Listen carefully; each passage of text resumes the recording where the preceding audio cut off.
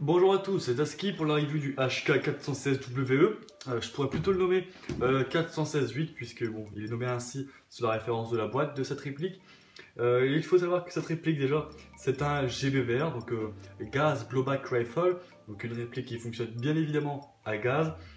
Nous allons voir tout d'abord, avant de commencer la review de ce petit bébé, on va commencer par une petite aparté sur l'arme réelle.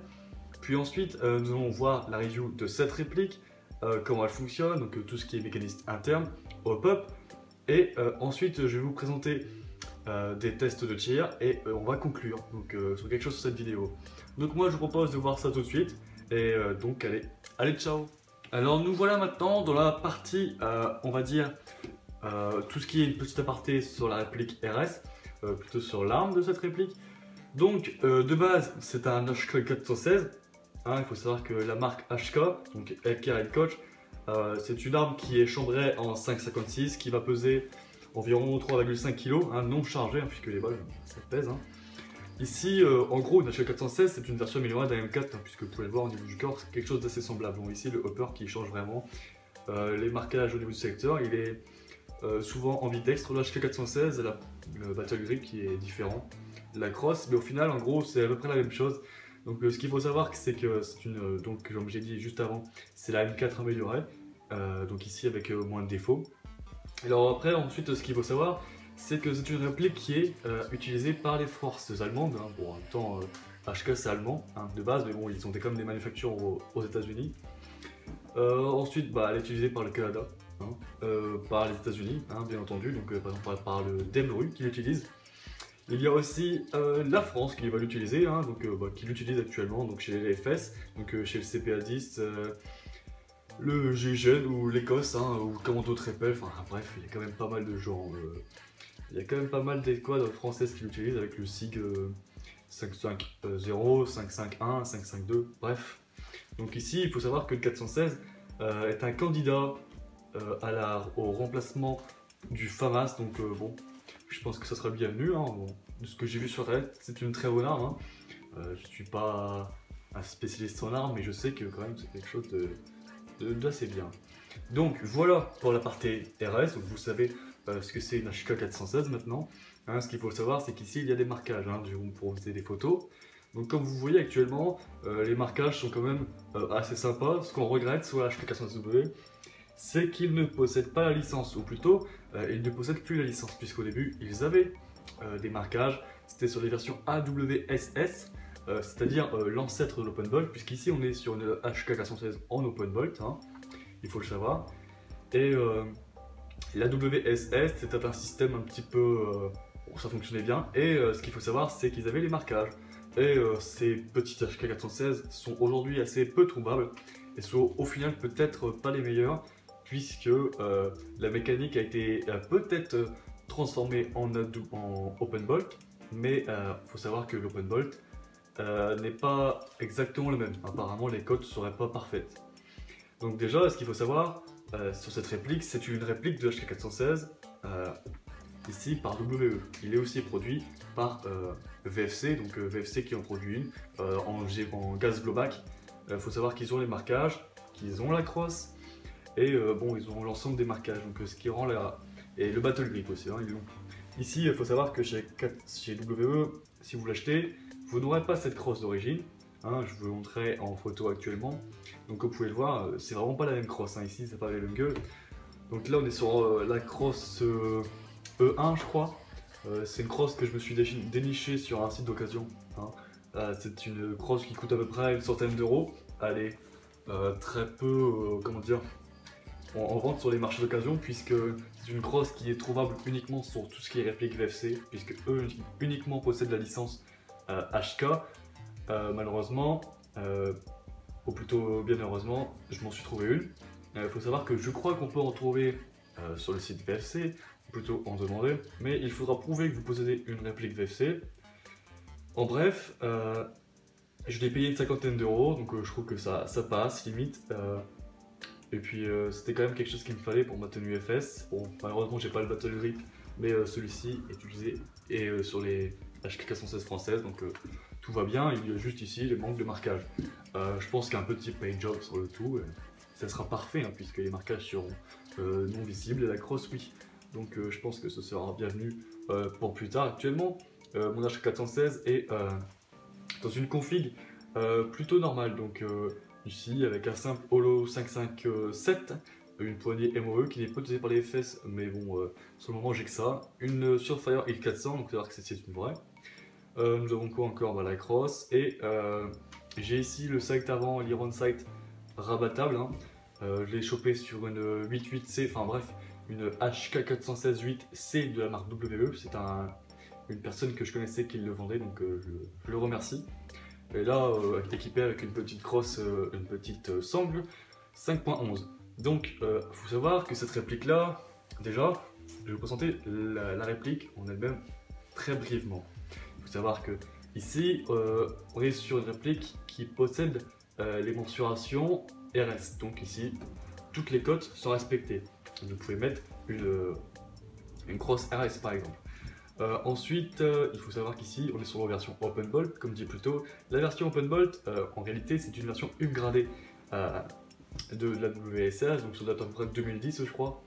Ici, grâce à cette version Open Bolt, on a quelque chose de plus fiable que la WSS, ou surtout plus réaliste, je pense, en fait. Et avec un nouveau bloc pop qui est quand même apparemment bien plus performant. La réplique a un canon d'origine de 6.03, donc il faut savoir que le canon ne s'arrête pas ici, puisque cette pièce est dévissable, elle s'arrête ici. Donc si vous voulez enlever cette pièce, il vous faudra absolument soit un silencieux, soit le couper, le canon ou le changer. Donc là c'est à vous de voir. Donc un canon de 370 mm à peu près. Bon, la réplique en elle-même doit mesurer à peu près, je crois, 850 cm, je crois. Ouais. Il faut mm, ouais, bref. Elle pèse ici 3 kg, donc quand même plus légère que la RS. Et d'origine, il faut savoir que ça tape très très fort chez WE. Il faut savoir que sans N-Pass, c'est une petite valve qui va permettre de régler, ou plutôt de mesurer, ouais, de régler la valve et de ce fait de contrôler l'ouverture de gaz qui arrivera dans le bolt et ce qui permettra de réguler la puissance. Donc ici le Vocopop est quand même assez performant d'origine. Bon, il faut savoir que c'est d'origine, c'est pas mal. Cette réplique, je l'ai acheté où? Bah, je l'ai acheté encore une fois sur Airsoft Entrepôt. Je l'ai acheté sur Airsoft Entrepôt pour la somme de 319 €. Bon, c'est correct, vraiment. Moi, je me suis fait plaisir. Il faut savoir que cette réplique, je l'ai achetée pour 319 €, mais j'ai regretté. Malheureusement, je voulais plutôt un G39 ou G36K GBBR, puisque j'habite dans le nord de la France et il faut savoir que nos températures ne sont tout de même pas les plus chaudes. Hein. Et bon, là l'été arrive, donc bon, il n'y a pas de souci. Mais malheureusement, j'ai peur que pour cet hiver, ça va être un peu plus dur. Mais c'est pas grave, puisque j'ai mon sniper et je vais vous en faire une petite review, pourquoi pas. Et de toute façon, là je suis en train d'installer un caméscope dessus pour pouvoir faire des vidéos en gameplay, en vision sniper. Donc cette réplique, pour l'utiliser avec un gaz ultra air. L'ultra air, c'est un gaz sec et non lubrifié. Il faut savoir que votre réplique est censée être graissée après chaque utilisation et dégraissée bien entendu, puisque pour entretenir cette réplique, limite comme une vraie arme, il vous faut quand même un entretien, puisque si vous voulez vous lancer dans le GBBR, il faut être soigneux de ces répliques. Donc il faut savoir que après chaque partie, vous devrez ouvrir la réplique, vous salir les mains, hein, puisqu'il faudra quand même un petit peu frotter, et regraisser la réplique. Il faudra utiliser des graisses adaptées. Donc graisse adaptée, on pourra utiliser tout ce qui est graisse au lithium, 3 en 1, ça fonctionne très bien. Apparemment pour tout ce qui est bloc détente, c'est tout ce qui est plutôt APS3 je crois. Et bon voilà. Donc ensuite, bon, vous savez déjà quand même pas mal de choses sur la réplique. Je vous propose de voir en détail le système Open Bolt. Donc je vais retirer la goupille. Hop. Une goupille qui se retire assez facilement au final. Hop. Vous voyez. Donc ici, il vous suffit de lever, de baisser. Malheureusement, j'ai fait le bourrin. Je ne me suis pas permis de lever le chargeur. Bref, voilà. Nous sommes maintenant ouverts.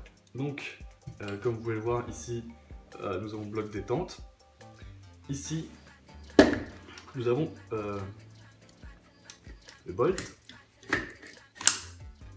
Donc voilà, quelque chose de très similaire à quelque chose de réaliste au final. Donc le bloc hop-up, il se trouve ici. Donc si vous pouvez pas le voir, je vais vous faire un petit agrandissement en vidéo, un petit montage. Quelque chose de très délicat à régler. Hein, il faut savoir que le bloc hop-up se règle avec une clé Allen qui est déjà minuscule. Hein, vraiment, j'avais jamais vu quelque chose d'aussi petit. Et vraiment, vous n'avez pas la place pour le régler. Donc il faut savoir qu'il faut démonter la réplique pour régler le hop-up à chaque tir. Ce qui est vraiment très chiant. Et ce qui au final vous gêne lors du réglage de la réplique. Donc si vous l'achetez, il faut savoir que vous risquez d'être gêné. Au début, vous allez être très déçu par la réplique puisque c'est un GBBR et ça demande quand même beaucoup de réglages. Et au final, vous avez une réplique qui est fiable en sortie de boîte et qui est quand même performante. Il faut savoir que on touche les 50 mètres, 55 mètres. Donc quelque chose d'assez bien. C'est vraiment raisonnable pour savoir bon, les combats en rapproché. Ici, il y a un pass installé sur ma réplique. Le N-Pass, je peux vous faire une petite review d'un N-Pass si ça peut vous intéresser. Ou plutôt de l'installation, bon, c'est quelque chose d'assez simple, hein, accessible à tous. Et il faut savoir que le GBBR n'est pas pour les débutants, hein, et que bon, je pense avoir fait le tour à peu près sur la réplique. Je vous propose de visionner maintenant tout ce qui est test de tir, et je vous dis à tout de suite.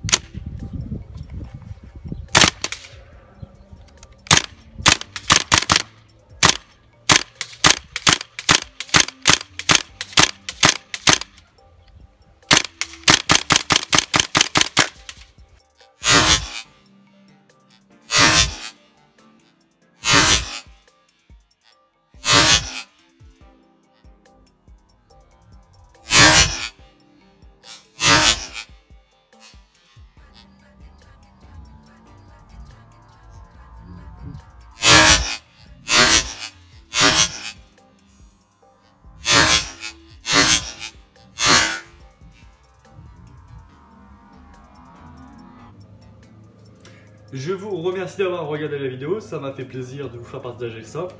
Ça a été un plaisir à monter pour moi. Et puis bon, je voulais faire partager à cette communauté qui commence à fleurir. Ma petite HK416WE, hein, celle-ci que j'apprécie particulièrement. Elle me fait de chouettes impressions au jeu. Et puis le style GBBR, franchement j'adore. J'adepte, je suis un adepte aujourd'hui. Hein. Malheureusement ça coûte de l'argent, le gaz c'est quand même quelque chose de pas gratuit. Mais bref, hein, quelque chose sur quelque chose qui s'approche au plus proche du réaliste, hein, c'est ce que je cherchais et franchement j'en suis absolument pas déçu. Donc je vous remercie d'avoir regardé la vidéo et je vous invite à passer un petit commentaire de votre part, hein, pour que je puisse m'améliorer dans le futur. Et puis je vous propose, si vous avez aimé, de lâcher un petit pouce bleu, et puis si vous n'avez pas aimé, l'inverse, hein, c'est pas grave, hein, moi de toute façon je suis là pour faire des vidéos pour vous. En bref, je vous dis ciao, allez.